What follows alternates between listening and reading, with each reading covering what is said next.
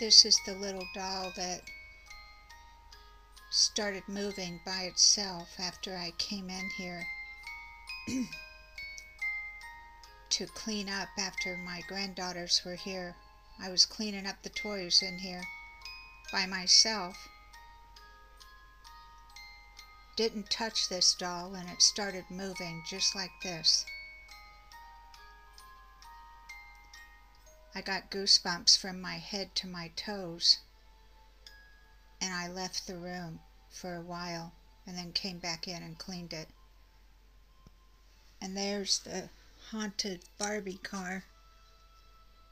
I took the batteries out of it where it won't happen again.